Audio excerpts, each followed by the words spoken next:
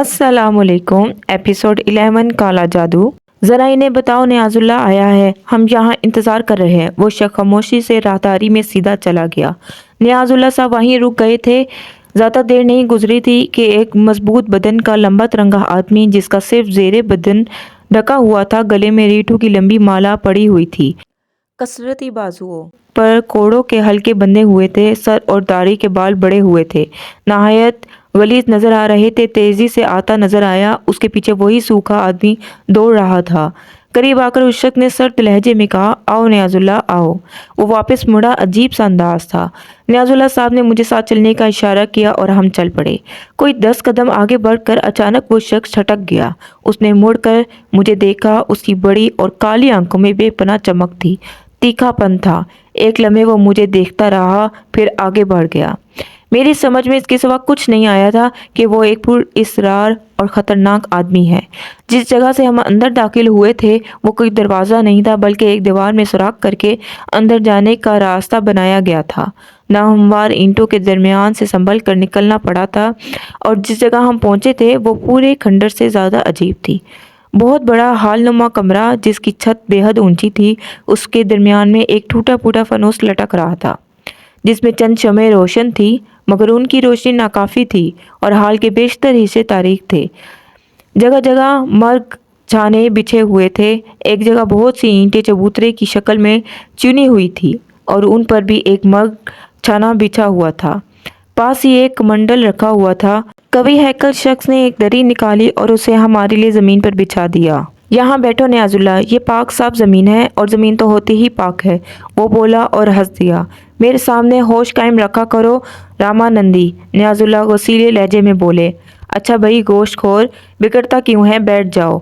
ये बच्चा कौन है? मेरा भतीजा समझ लो, नियाजुल्लाह ने कहा और मुझे दड़ी पे बैठने का इशारा करके खुद भी बैठ गए। रामानंदी ने एक मर्ग छाना हमारे सामने से घसीट लिया और ख़ुद उस पर बैठ गया। नियाजुल्लाह हंस पड़े और मेरी तरफ रुक करके बोले, वो चबूतरा देख रहे हो मसूद मियाँ? महाराज अधिराज का स्थान है। राज महाराजे आ जाएं, नीचे बैठेंगे और महाराज उस स्थान पर। मेरे सामने एक बार ऊपर बैठ गए थे। मैंने ताड़ी पकड़कर नीचे घसीट लिया। बस उस दिन से महाराज होश में आ गए हैं। क्या करता मसूद मियाँ ये गोश्तखोर? उस दिन मेरी दाढ़ी के बहुत से बाल उखाड़ कर अपने साथ ले गया था। बस उसी दिन से मैं इसके बस में हूँ। उसी दिन से? नियाजुल्लाह ने तंजिया कहा। ना भाई ना, उससे भी पहले से। अरे क्या करते, भैंस की पीठ पर बैठकर पोखर में नंगे नहाए थे, मगर ये मसला बहुत चालाक है। हम बीमार हुए तो हमें धोखे से बकरी की यखनी पिला दी, धर्म फश्त कर दिया हमारा, और ख़ुद हमारे मंगवाए हुए फल भी नहीं खाता। चलो भतीजे छोड़ो, तुम किसी लंबी फेर में पड़े हुए हो, उसी के लिए तुम्हारे पास आया हूँ नंदू। तुमसे तवील मशवरा करना है। नियाजुल्लाह बोले। हाँ हाँ ज़रूर, रामानंदी ने कहा। तुमने कौन से फेर का जिक्र किया है? वो हमारी बात है, उसे जाने दो। मसूद मियाँ तुम सुनाओ, क्या किस्सा है? हमें मालूम है कि नियाजुल्लाह का कोई भाई नहीं, मगर फिर भी इतना काफ़ी है कि उसने तुम्हें भतीजा कहा, इसलिए तुम हमारे भी भतीजे हुए। जो कुछ तुमने नियाजुल्लाह को बता सकते हो वो हमें भी। रामानंदी ने जुमला अधूरा छोड़ दिया। हालनुमा कमरे के एक तारीक गोशे में कुछ खड़खड़ाहट हुई थी। 4 मदम मदम रोशनियाँ मुतहर्रिक थी और आगे बढ़ती आ रही थी। ज़रा सी देर में वो यहाँ हो गई, लेकिन उन्हें देखकर मैं सहम गया। वो इंसानी खोपड़ियाँ थी, जिनकी वीरान आंखें रोशन थी, और वो आहिस्ता आहिस्ता आगे बढ़ रही थी। बड़ा पुरअसरार और हैबतनाक मंजर था। दोनों खोपड़ियाँ आहिस्ता आहिस्ता आगे बढ़ती हुई हमारे सामने आ गई। नियाजुल्लाह भी मुँह खोले उसे देख रहे थे। रामानंदी ने भयानक आवाज़ में कहा, सत भदोया मातरन था न वजही माहूतरा। दोनों खोपड़ियाँ रुक गई, सामने की सिमत से बुलंद हुई और फिर सीधी होकर मुतहर्रिक हो गई। रामानंदी कहका मार कर हंस पड़ा। फिर वो बोला, ससुरा चच्चा को ना पहचानी हो, अभी ये तुम्हारे फेर में ना आएगा। नियाजुल्लाह ने ताज्जुब से रामानंदी को देखा तो वो और ज़ोर से हंसा। फिर बोला, माफ़ करना नियाजुल्लाह, ये सिलसिले ड्यूटी पर है, इनका यही काम है। मैं खुद भी शजदर था। रामानंदी के अल्फाज और उसकी हंसी मेरी समझ में नहीं आई थी।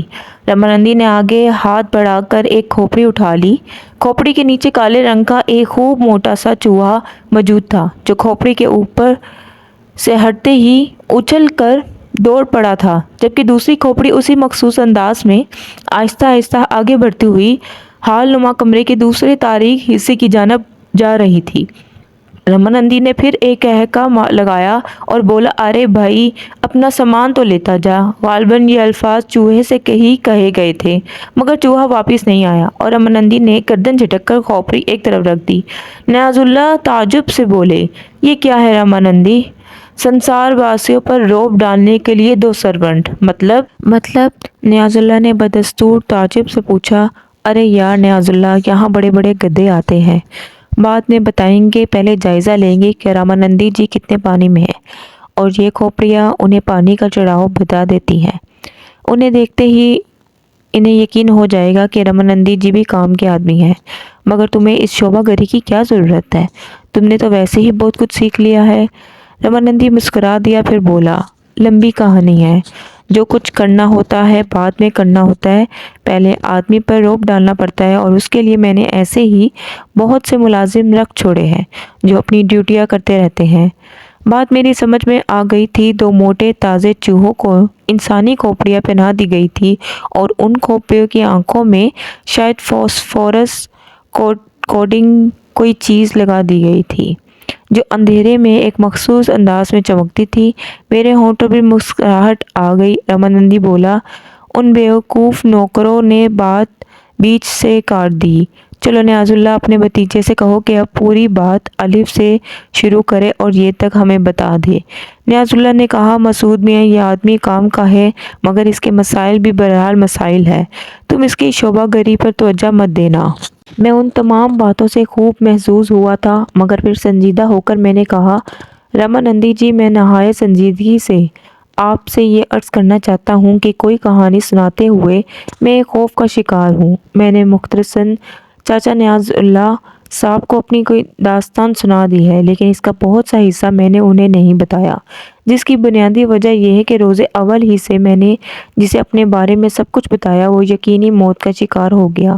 میں اپنے کئی پیاروں کو کھو چکا ہوں اور اب اس قدر دہشت زدہ ہوں کہ کسی کے سامنے یہ کہانی نہیں بیان کر سکتا۔ مجھے نیاز اللہ صاحب کی زندگی کا خطرہ ہے، آپ کی زندگی کا خطرہ ہے۔ مجھ پر جو بیت رہی ہے سو بیت رہی ہے۔ رمانندی چند لمحات سوچتا رہا، پھر اس نے کہا، بھتیجے، جس جگہ تم بیٹھے ہو وہاں ہمارا راج ہے۔ کوئی آواز یہاں سے باہر نہیں جا سکتی اور کوئی مہا گرو یہاں اندر نہیں آ سکتا، کتنا ہی بڑا گیانی ہو۔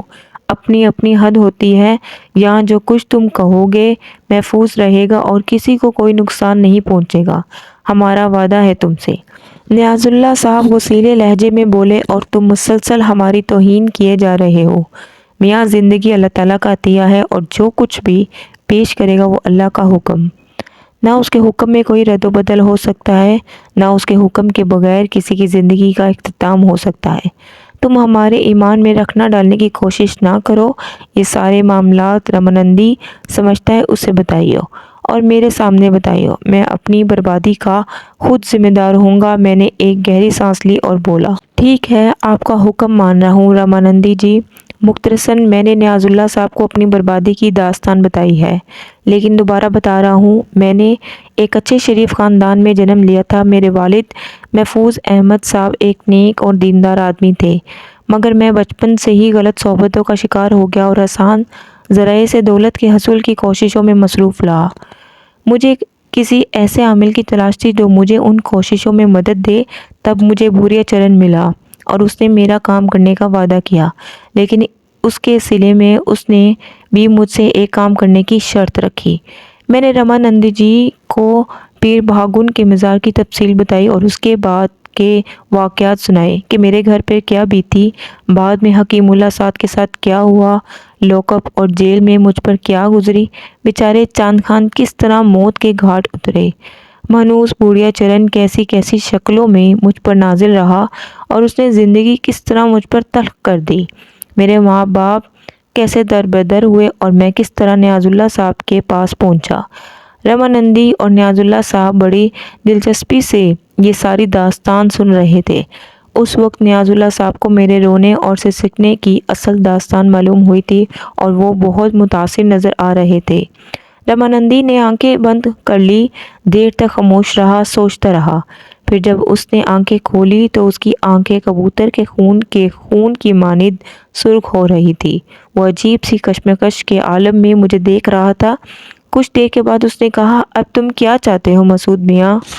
میں کیا چاہوں گا رمانندی جی، میرا خاندان بکھر چکا ہے، ماں باپ اور بہن بھائی نہ جانے کہاں بھٹک رہے ہیں، اور میں جن حالات سے گزر رہا ہوں وہ آپ کے سامنے ہیں۔ پولیس الگ میری تلاش میں ہوگی، میں کبھی یہ ثابت نہیں کر سکوں گا کہ میں ان بے گناہ انسانوں کا قاتل نہیں ہوں۔ ان سارے حالات میں میری سوچ کیا ہو سکتی ہے، میں خود نہیں جانتا کہ میں کیا چاہتا ہوں۔ اگر اور کچھ نہ ہو سکے تو صرف ایک کام ہو جائے۔ کیا؟ رمانندی نے پوچھا۔ میرے ماں باپ، ماموں اور بہن بھائی اپنا کھویا ہوا مقام حاصل کر لے اور باعزت زندگی بسر کرے۔ زیادہ سے زیادہ مجھے اپنے جرم میں پھانسی کی سزا ہو جائے۔ اگر ان لوگوں کو ایک باعزت زندگی مل سکے تو میں اس کے لیے 1000 بار موت قبول کر سکتا ہوں۔ بس اتنا ہو جائے کہ بھوریا چرن میرے اہل خاندان کا کچھ نہ بگاڑ سکے۔ کیا تمہارے دل میں کبھی یہ بات آئی کہ تم بھوریا چرن کا وہ کام کر دو؟ رمانندی نے پوچھا۔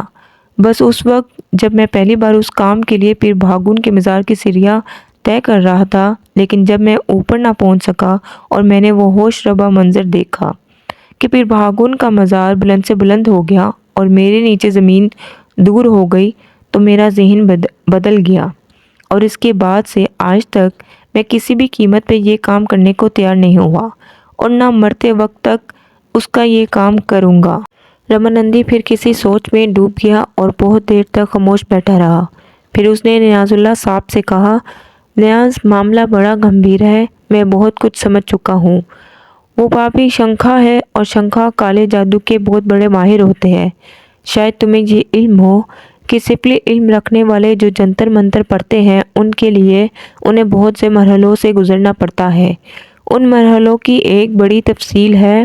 شنکھا 5ویں درجے کا گیانی ہوتا ہے اور اس کے کل 8 درجے ہیں۔ 8واں درجہ کسی کو نہیں مل سکا۔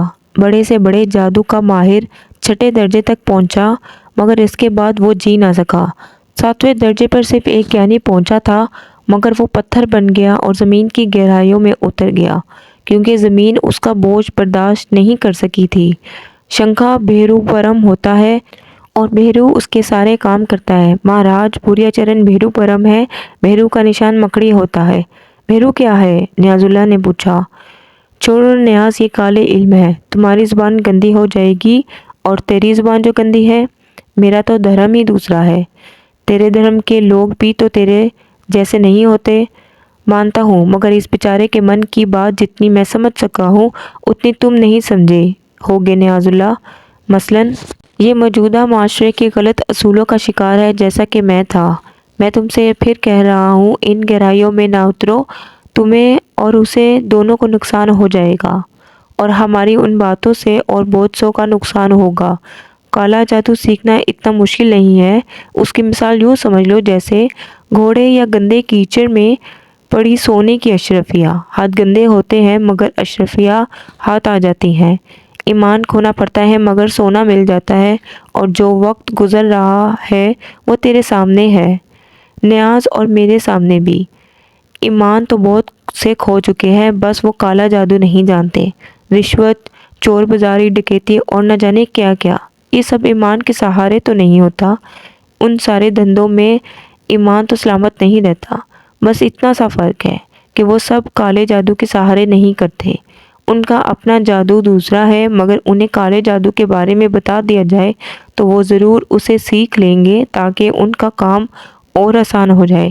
مگر میں تمہیں بھیرو کے بارے میں ضرور بتائی دیتا ہوں۔ چلو وہی بتائیو۔ سارے کے سارے پلید ہوتے ہیں، پہلے کچھ کام کرنے ہوتے ہیں، اس کے بعد پہلا جاپ کرنا پڑتا ہے۔ وہ کس لیے؟ پہلے جاپ کے مکمل ہونے کے بعد ہیر قبضے میں آتا ہے۔ ہیر عشیش ہوتا ہے، من کھونے والا، اور وہ من کے اندر بس جاتا ہے، مگر اس کا وجود باہر بھی ہوتا ہے، اور تم اسے قبریں لانے کے کام میں لا سکتے ہو۔ دوسرے جاپ سے ویر ملتا ہے، تمہارا دوسرا غلام۔ جب ہیر اور ویر تمہارے قبضے میں آ جاتے ہیں تو بیر کی باری آتی ہے۔ بیر بہت سے ہوتے ہیں۔ 12 بیر بس میں کرنے کے بعد بھیرو جاگتا ہے۔ بھیرو ایک ہوتا ہے، مگر سب کا میت، سب کے کام کرنے والا۔ اسے بس میں کرنے والا شنکھا کہلاتا ہے، اور شنکھا کے پاس بڑی طاقتیں ہوتی ہیں۔ نیاز اللہ صاحب بڑی دلچسپی سے یہ باتیں سن رہے تھے۔ مجھے بھی یہ سب کچھ بہت عجیب لگ رہا تھا۔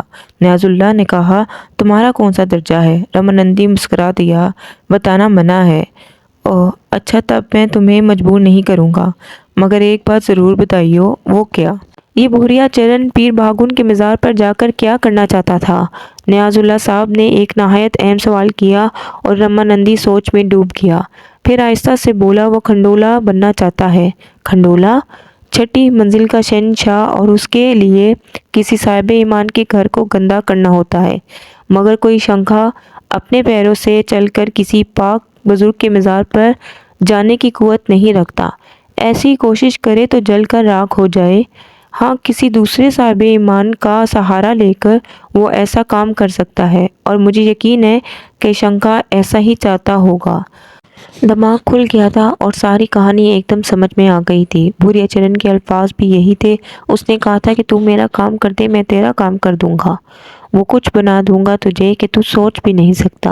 اس کا مطلب ہے کہ بھوریا چرن میرے ذریعے پیر بھاگن کے مزار کو ناپاک کرنا چاہتا تھا، اور جب میں پہلی بار اس کا پتلا لے کر اس پاک مزار کی سیڑھیاں طے کر رہا تھا تو میرا رستہ روکا گیا تھا، فاصلے طویل کر دیے گئے تھے تاکہ یہ گناہ مجھ سے سرزد نہ ہو سکے۔ یہ تو بہت ہی اچھا ہوا تھا، بہت ہی اچھا۔ اگر مجھ پہ یہ مصیبتیں اس لیے نازل ہوئی ہیں کہ میں ایک مقدس بزرگ کے پاک مزار کو ناپاک کرنے کا مرتکب نہ ہو سکا، تو ایسی لاکھوں مصیبتیں میں بھگتنے کے لیے تیار تھا، لیکن یہ غلیظ کام میں قیامت تک نہیں کروں گا۔ میرے دل میں یہ عزم نئے سرے سے تازہ ہو گیا تھا اور روح کو بڑی فرحت کا احساس ہو رہا تھا۔ نیاز اللہ صاحب گردن جھٹک کر گہری گہری سانسیں لینے لگے، پھر بولے، عجیب کہانی ہے بھائی، ہمارے مذہب میں تو یہ سب کچھ نہیں ہے۔ سیدھے سادے عبادت کرو اور خدا کی خوشنودی حاصل کرو، نہ اس میں غلاظت کا کوئی کھیل ہے، نہ دل کو گندا کرنے کا۔ ہمارے ہاں لاتعداد علوم ہے، لیکن سارے کے سارے انسانی بہتری کے لیے۔ خدا کے کلام سے کسی کو نقصان پہنچانے کا تصور بھی نہیں کیا جا سکتا، اور خدا کے کلام میں وہ تمام قوتیں پوشیدہ ہے جو ہزاروں جادوؤں میں نہیں۔ اب تم خود دیکھ لو رمانندی کہ تم اپنی گندی قوتیں حاصل کرنے کے لیے بھی ایک مزار پاک کو گندا کیے بغیر کامیاب نہیں ہو سکتے۔ کیا انوکھی بات ہے۔ رمانندی نے آنکھیں بند کر لی۔ ایک اور بات کا مجھے بڑے تاثر انگیز انداز میں احساس ہوا تھا، وہ یہ کہ رمانندی بے انتہا مخلص انسان تھا۔ حالانکہ وہ کالے جادو کا ماہر تھا، اور جو تھوڑا سا تماشا میں نے یہاں دیکھا تھا اس سے یہ اندازہ ہوا تھا کہ مکمل طور پر دنیا دار ہے اور لوگوں کو بیوقوف بنانے میں دلچسپی رکھتا ہے، لیکن اس کے ساتھ ساتھ ہی وہ ایک غیر مذہب سے اتنا مخلص تھا کہ اس کے لیے اس نے اپنا سب کچھ قربان کر دیا تھا، اندر کی باتیں بتائی تھی جو کوئی کسی کو نہیں بتا سکتا تھا۔ رمانندی نے ٹھنڈی سانس لے کر کہا، تو پھر نیاز اللہ اب یہ بتائیو کہ میں کیا کروں؟ بھائی میں تو کچھ بھی نہیں جانتا اس سلسلے میں، جو کچھ ان کے ساتھ بیتی ہے میرے ذہن میں تمہارا ہی خیال آیا تھا اور پورے اعتماد کے ساتھ تمہارے پاس آ گیا، اور یہ فیصلہ تم خود ہی کرو گے کہ یہ بچہ کس طرح مصیبتوں سے نکل سکتا ہے۔ یہ میں نہیں جانتا، تم جانتے ہوگے۔ رمانندی نے گہری سانس لے کر کہا، تو پھر نیاز اللہ ایسا کرو کہ اسے میرے پاس چھوڑ جائیو۔ میں چونک پڑا۔ میں نے سنسنی خیز نگاہوں سے رمانندی کو دیکھا، لیکن زبان سے کچھ نہ بولا۔ نیاز اللہ صاحب نے میری طرف دیکھا اور بولے، کیوں میاں، کچھ دل دھکتا ہے اس بات پر؟ میں چند لمحات خاموش رہا، پھر میں نے کہا، میں جس عذاب سے گزر رہا ہوں نیاز اللہ صاحب، آپ کو اب تو اس کے بارے میں سب کچھ معلوم ہو چکا ہے۔ بے شک میں اپنی زندگی بھی چاہتا ہوں، اور وہ سب کچھ بھی جس کا احساس میں آپ سے کر چکا ہوں۔ ماں باپ بہن بھائی میرے دل میں کھسکتے ہیں، لیکن آج بھی اس بات پر بہت خوش ہوں کہ میں وہ گندا کام نہ کیا، اور آئندہ بھی ان سب کی زندگی کی قیمت پہ بھی یہ کام نہیں کرنا چاہتا۔ اب اس روشنی میں جو بھی فیصلہ میرے لیے مناسب ہو وہ آپ کریں۔ اگر آپ یہ سمجھتے ہیں کہ میرا ایمان جا کر ہی میرے ماں باپ مجھے مل سکتے ہیں، تو میں آج ہی اپنے آپ کو موت کے حوالے کرنے کے لیے تیار ہوں، اور اگر مجھ پر سے یہ مصیبت کسی اور ذریعے سے ٹل سکتی ہے تو اس کے لیے کوشش کر لی جائے۔ آپ لوگوں کا احسان مند ہوں گا۔ تم میرے پاس کچھ روز رہو گے لڑکے، اور تمہیں میرے احکامات پر عمل کرنا ہوگا۔ اس سلسلے میں میں واضح طور پر ایک بات کہہ دینا چاہتا ہوں۔ میں نے سخت لہجے میں کہا۔ کیا؟ رمانندی نے سوال کیا۔ پہلی بار جب مجھے حکیم سعد اللہ کے پاس لے جایا گیا تھا تو انہوں نے بھی مجھے اپنے پاس رکنے کے لیے کہا تھا، اور پھر وہیں سے میری زندگی کا ایک بدنما دور شروع ہو گیا۔ حکیم سعد اللہ مجھ سے اس بارے میں تفصیلات معلوم کر رہے تھے، اور میری آنکھوں کے سامنے بھوریا چرن ایک مکڑی کی شکل میں لہرا رہا تھا، اور پھر میرے ہاتھوں ہی حکیم سعد اللہ کا قتل ہو گئے، کہیں وہ کہانی پھر سے نہ شروع ہو جائے۔ ہو سکتی ہے، ضرور ہو سکتی ہے، مگر اب میں اس سے واقف ہوں، اس لیے ایسا نہیں ہوگا۔ اگر یہ بات ہے تو پھر مجھے آپ کے پاس رکنے میں بھلا کیا اعتراض ہو سکتا ہے رمانندی جی؟ تو بس ٹھیک ہے نیاز اللہ، آپ آرام کریں اور 1-2 ہفتے کے لیے اسے بالکل بھول جائیں۔ جو کچھ بھی بن پڑے گا میں کروں گا اس کے لیے۔ نیاز اللہ صاحب کھڑے ہو گئے اور بولے، رمانندی بڑا وقت لیا ہے میں نے تمہارا، اور بہت کچھ مانگ لیا ہے تم سے، سوائے دعا کے لیے میں اور کیا کر سکتا ہوں تمہارے لیے؟ میں تو ایک معمولی سا آدمی ہوں، خدا کا گناہ گار بندہ۔ میری تو دعاؤں میں بھی یہ اثر نہیں ہے کہ وہ کسی کے کام آ جائیں، لیکن اس کے باوجود اپنے خدا سے مایوس نہیں ہوں۔ میں اور مسعود میاں، بھروسہ رکھنا، تمہاری بہن اور میں تمہارے لیے دعائیں کرتے رہیں گے، اللہ تعالیٰ بہتری کرے گا۔ اچھا تو رمانندی، پھر مجھے اجازت دے دو۔ ٹھیک ہے نیاز، کام بھی تو نے ہمیں ایسا دیا جس کو پورے بھروسے کے ساتھ نہیں کر رہے، لیکن چنتا مت کرنا، رمانندی نے ہوش سنبھالنے کے بعد تیری صورت دیکھی تھی، اور اگر مر بھی گیا تو تیری صورت آنکھوں میں ہوگی۔ چنتا مت کرنا، اس کے لیے جو کچھ بھی ہم سے بن پڑے گا کریں گے، مگر سنو ایک بات کہہ دیتے ہیں، کچھ پانے کے لیے کچھ کھونا بھی پڑتا ہے، اور جو کھو جائے اس کی ذمہ داری خود تم پر ہوگی۔ میں سمجھا نہیں رمانندی، نیاز اللہ صاحب نے کہا۔ میں سمجھا بھی نہیں سکتا تمہیں اس وقت، رمانندی نے کہا، اور نیاز اللہ صاحب اس کا چہرہ دیکھتے رہے، پھر بولے، اس کے باوجود میں جانتا ہوں کہ تو جو کچھ بھی کرے گا بہتر ہی کرے گا۔ رمانندی نے ہاتھ جوڑ دیے اور نیاز اللہ صاحب واپسی کے لیے پلٹے۔ میں اور رمانندی انہیں باہر تک چھوڑنے آئے تھے۔ تم اطمینان سے یہاں رہو، میں اسی ٹانگے میں واپس چلا جاؤں گا، کل پھر آؤں گا۔ نہیں نیاز اللہ، جب تک میں تجھے نہ بلاؤں تو یہاں نہ آنا، یہ درخواست ہے میری تجھ سے، رمانندی نے کہا، اور نیاز اللہ چونک کر اسے دیکھنے لگے، پھر ٹھنڈی سانس لے کر بولے، ٹھیک ہے، میں تیرے کسی کام میں مداخلت نہیں کروں گا۔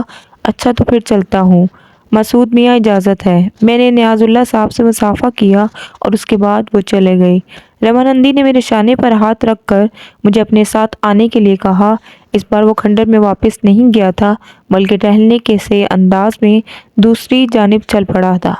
کچھ دیر خاموش رہنے کے بعد اس نے کہا، مسعود ہے نا تمہارا نام؟ ہاں۔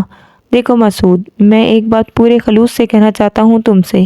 جو واقعات اور حالات میرے علم میں آئے ہیں، ان میں ایک اندازہ لگایا ہے۔ میری حیثیت اس وقت ایک حکیم کسی ہے جو مریض کو دیکھتا ہے، اس کے مرض کی تشخیص کرتا ہے اور اس کے لیے دوا تجویز کرتا ہے۔ تم صاحب ایمان ہو، بے شک مانتا ہوں، حالانکہ میرے اور تمہارے دھرم میں اختلاف ہے، میرا دھرم کچھ اور ہے، تمہارا دھرم کچھ اور، لیکن کیا تم اس بات کو تسلیم کرنے سے انکار کرو گے کہ بعض اوقات صحت کے لیے مریض کو کڑوی دوائیں بھی دینی پڑتی ہیں؟ کیوں نہیں؟ مجھ پر اعتماد رکھنا، میرا تم سے کوئی ذاتی مفاد نہیں، بس میں تمہاری صحت چاہتا ہوں اور جو کچھ کر سکتا ہوں اس کے لیے کروں گا۔ میں جانتا ہوں آج سیچروار ہے، تمہیں منگلوار تک انتظار کرنا ہوگا۔ منگل کی رات تو تمہیں بہت سی مشکلوں سے چھٹکارا مل جائے گا۔ اس دوران تم یہاں رہو، جہاں من چاہے گھومو پھرو، کچھ فاصلے پر باغ ہے، اس میں پھل لگے ہوئے ہیں، کھیت بھی ہیں، مکئی پک رہی ہے، بھٹے بھون کر کھا سکتے ہو۔ میں تمہیں اپنے ہاں کی کوئی چیز نہیں کھلاؤں گا تاکہ تمہیں اس سے کراہیت ہو۔ آپ بہت عظیم انسان ہیں رمانندی جی، میں نے متاثر ہو کر کہا، اور رمانندی مسکرا دیا۔ زندگی بہت تھوڑی سی ہوتی ہے مسعود بھیا، انسان اچھی طرح جانتا ہے کہ کچھ بھی کر لے، کچھ بھی پا لے، مگر اسے مرنا ہوگا۔ جیون بھر کی محنت سے جو کچھ حاصل کیا ہے اسے چھوڑنا ہوگا، مگر اس کی فطرت میں طلب ہے، سب کچھ جان کر بھی وہ سب کچھ پانا چاہتا ہے، اور اگر یہ نہ ہو تو سنسار کے سارے کام رک جائیں۔ مگر روح کی طلب بھی ایک چیز ہوتی ہے، وہ جو کچھ کرتا ہے روح کی آسودگی کے لیے کرتا ہے، اور روح کی آسودگی کے لیے محبت بھی بڑی چیز ہے۔ نیاز اللہ اور میں ایک دوسرے سے بڑی محبت کرتے ہیں، ہماری یہ محبت ہمیشہ بڑی ہے، کبھی گھٹی نہیں۔ میں اس کی ایک ایک جنبش کا احترام کرتا ہوں، اس سے پیار کرتا ہوں۔ یہ ایک مثالی دوستی ہے۔ ہاں تم کہہ سکتے ہو۔ تو سمجھ گئی نا میری بات؟ اور ایک بات میں تمہیں اور بتا دوں میاں، ڈرنا نہیں، بھوریا چرن جو کچھ بھی ہے میرے حلقے میں وہ تمہیں کوئی نقصان نہیں پہنچا سکتا۔ ہمارے بیچ معاہدے ہوئے ہیں، ہم ایک دوسرے سے نہیں لڑتے، ورنہ نقصان دونوں کا ہو جاتا ہے۔ ہمارے بیر آپس میں ایک دوسرے کے خلاف کچھ نہیں کرتے، اور سارا کھیل بیروں کا ہوتا ہے۔ بیر ایک طرح سے ہمارے سپاہی ہوتے ہیں، اس لیے تم ایک ایک کوس کے بیچ میں جہاں چاہو گھوم پھر سکتے ہو، تمہیں کوئی نقصان نہیں ہوگا۔ ٹھیک ہے رامانندی جی، اس کے علاوہ رات کو جب بھی آرام کرو اسی کھنڈر میں کسی چھت کے نیچے آرام کرنا، کھلی جگہ کبھی مت سونا، بہتر ہے۔ منگل کو ملوں گا، اگر کوئی ایسی بات جو مجھ سے کرنا ضروری ہو تو کسی آدمی سے کہہ دینا، وہ تمہیں میرے پاس پہنچا دے گا۔ یہاں ضرورت مند آتے رہتے ہیں، ان سے زیادہ مت گھلنا ملنا، اور رات کو کسی جاپ کرنے والے کے پاس مت جانا، وہ لوگ جو جوہر کنارے بیٹھے ہوتے ہیں۔ میں خیال رکھوں گا۔ بس اب میں جاؤں؟ جی، میں نے کہا، اور رامانندی اندر کھنڈر میں چلا گیا۔ میں ادھر ادھر دیکھا اور ایک پتھر پر جا بیٹھا۔ دل و دماغ پر ایک سل سی محسوس ہو رہی تھی۔ یہ جو کچھ ہوا تھا اس کے بارے میں کچھ سوچنا نہیں چاہتا تھا، لیکن دل و دماغ اپنے بس میں کہاں ہوتے ہیں، اور یہ بس کیا چیز ہے سمجھنا مشکل ہے۔ کچھ نہ کچھ آ ہی گھستا ہے دماغ میں، اور اس کا راستہ کون روکے۔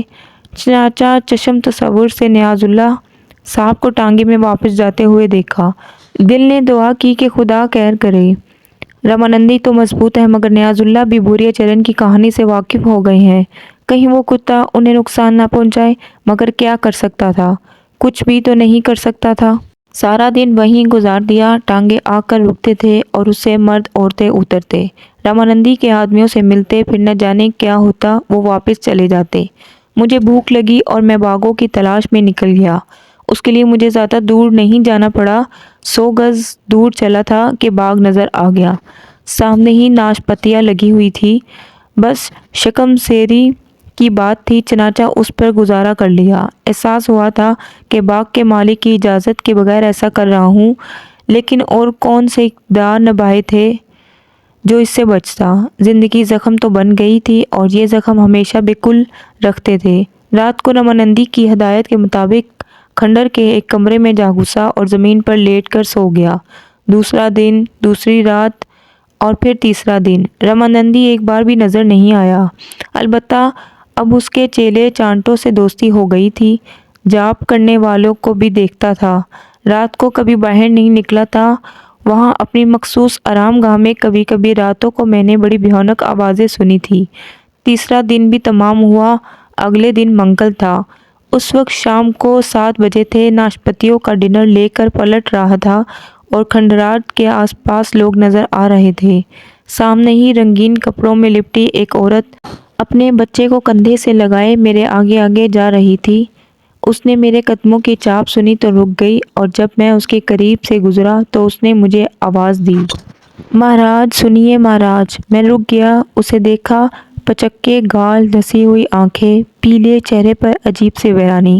اس کے کندھے سے جو بچہ لگا سو رہا تھا وہ بالکل سوکھا ہوا تھا، میری انگلیوں کے برابر موٹی اس کی پنڈلیاں تھیں، باقی بدن بھی ایسا ہی تھا، سر بالوں سے صاف اور جسم کی نسبت بہت بڑا نظر آ رہا تھا۔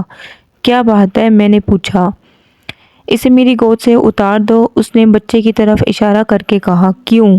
اترتا ہی نہیں، میں اسے لیے تھک گئی ہوں۔ کوئی اور نہیں ہے تمہارے ساتھ؟ کوئی نہیں ہے، اسے تھوڑی دیر کے لیے لے لو، میں تھک گئی ہوں۔